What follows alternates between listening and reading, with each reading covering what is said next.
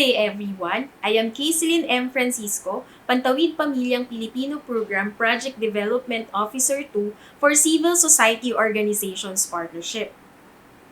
Today, I will share with you all about partnership of Pantawid Pamilyang Pilipino Program to the different civil society organizations.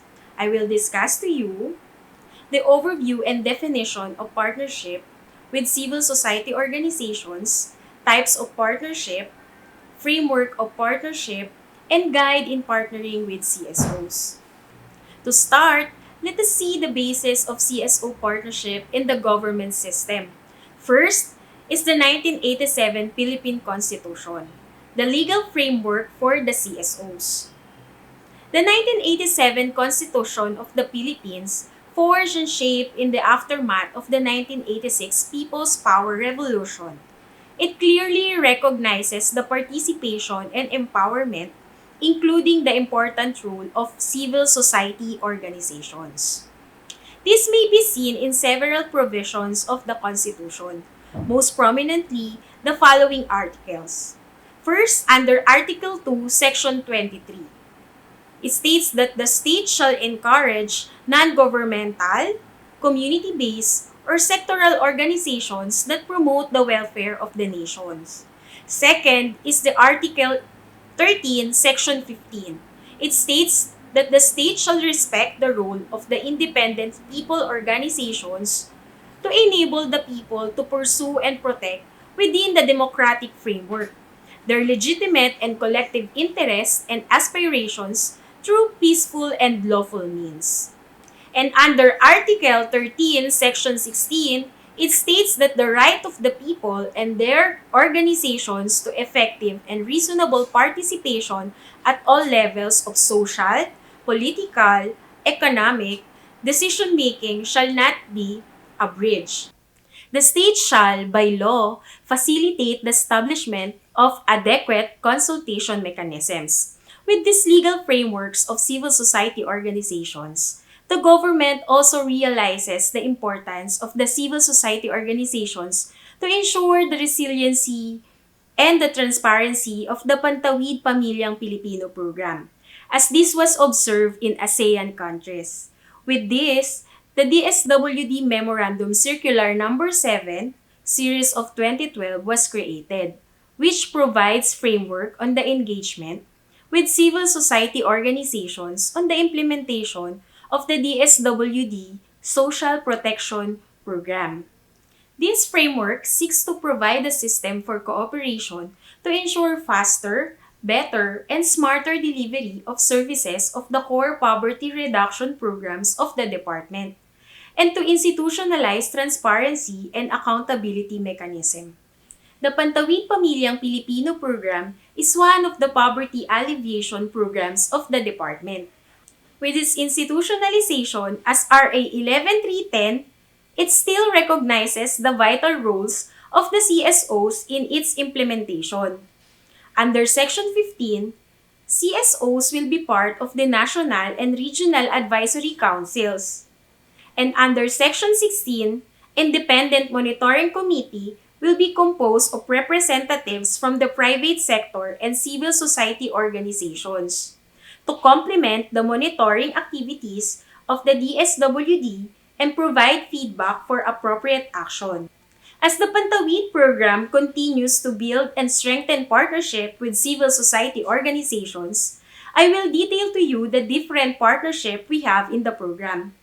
But let us define first what is partnership and civil society organizations. A partnership is a formal or informal agreement between two or more partners to work together to achieve common aims.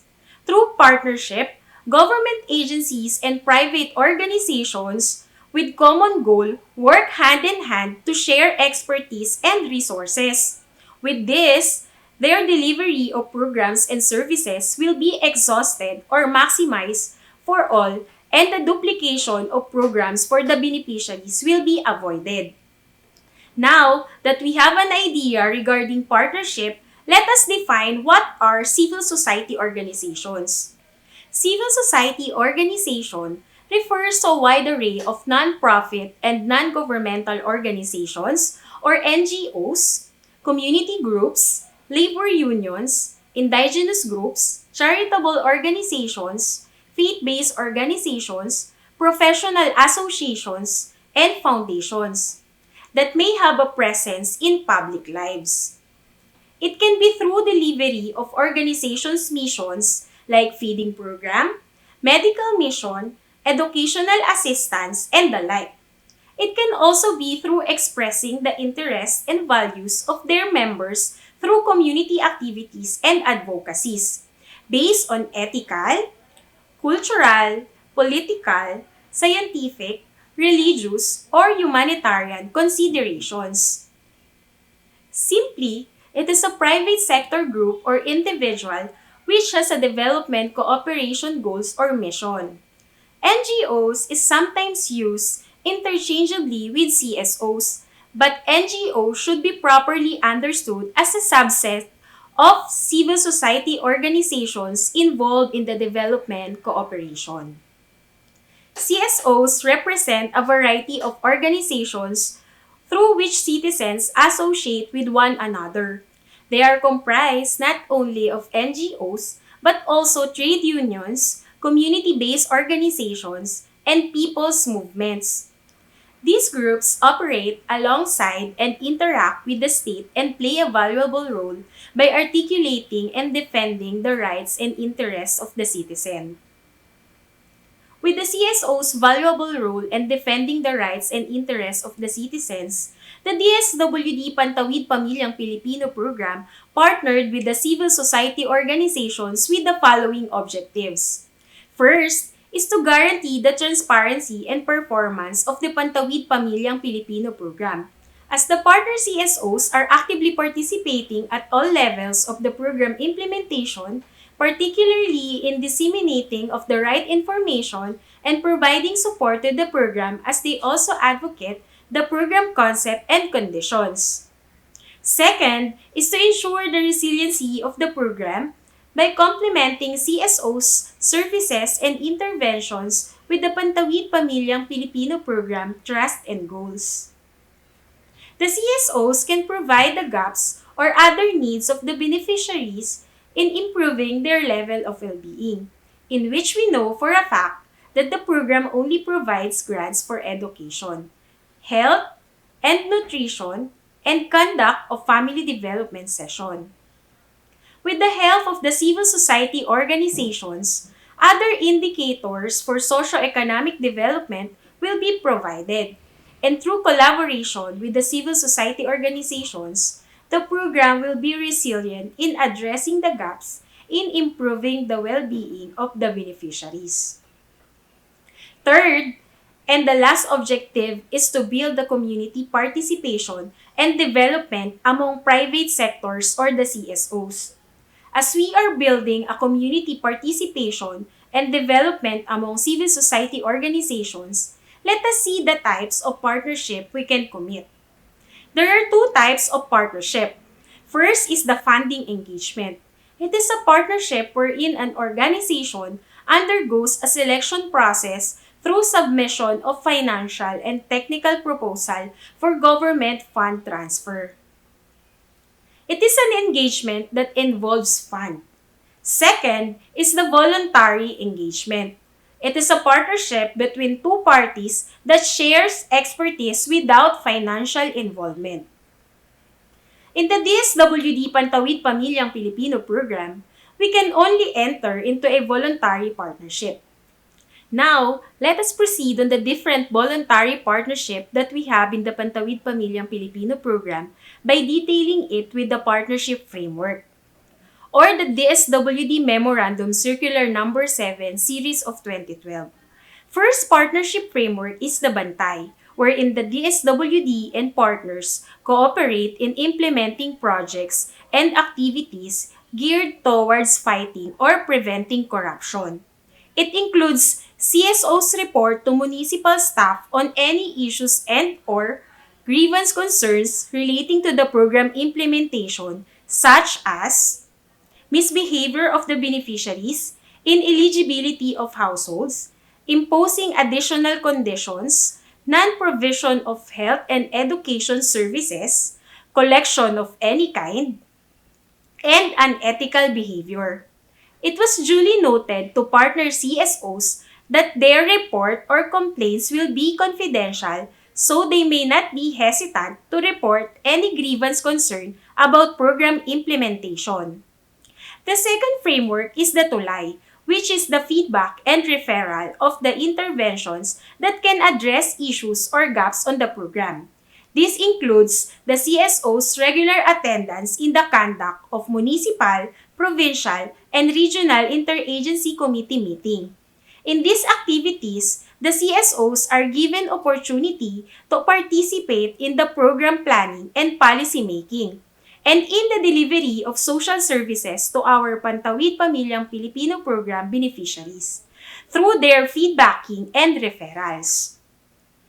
The third framework is the kaagapay, or the Anti-Poverty Project and activity in which CSOs engage in resource sharing. This includes provision of capability trainings or livelihood programs and employment facilitation for the beneficiaries. Under Kaagapay framework, CSOs also provide assistance during disaster and relief emergency. Other activities under Kaagapay are the provision of educational assistance and full scholarship program, conduct of medical mission and feeding program for malnourished children. With the limited CSOs in Mimaropa, we have a minimal number of partnership under Kaagapay framework, as the CSOs have a limited resource sharing fund and programs. Most of them utilize their fund for advocacy activities. This may refer to our last framework, which is the gabay.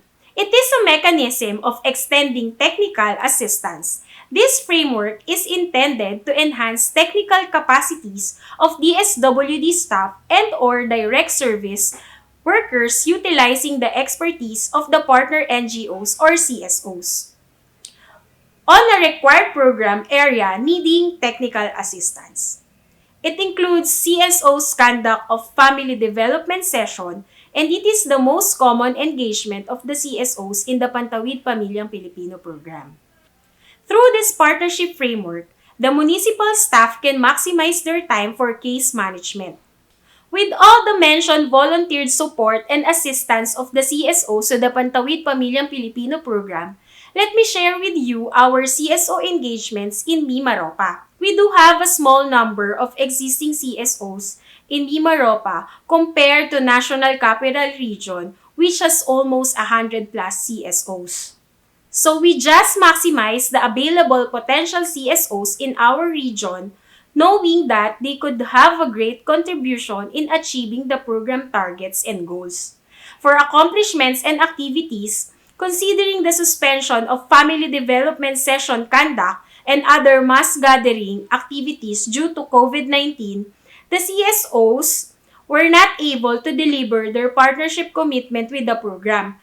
But the program, together with the MSWDOs, maximize the CSOs in the distribution and assessment of the Social Amelioration Card form. Other than this, CSOs may also be our partner in advocating different social protection programs of the department. For funding, as I have mentioned a while ago, we cannot enter into a funding partnership, so there is still no fund transfer to CSOs. Our partnership will solely be more on volunteerism and passion of the CSOs to help the marginalized sector or our beneficiaries. Now, let me share with you some guide in partnering with CSOs. First is we have to ensure the legitimacy of the CSO. We must ensure that they are registered with the government agencies in order to acquire legal personality so they are able to enter into contracts, open bank accounts, and access resources. Upon knowing the legitimacy of the CSOs, we must assess the capacity of the CSOs and identify its mission and see if it is aligned with the department's and program's mission. It is necessary for us to identify if we have a mutual interest with the CSOs. for us to be on the right track and for us to easily identify the possible areas of engagement before entering into a memorandum of agreement. With the identified mutual interests and areas of engagement with the CSOs, we must also consider to see and observe the credibility of the CSOs. We must see their image and delivery of services in the community and assess if they can be an asset and champions of the department. It does not mean that we are discriminating other CSOs. We are just ensuring to maintain our credibility in the delivery of quality social welfare development services. To maintain that credibility, we have to regularly monitor our engagement and ensure that we can accomplish the partnership targets and goals. Monitoring is necessary to strengthen and sustain our partnership with civil society organizations.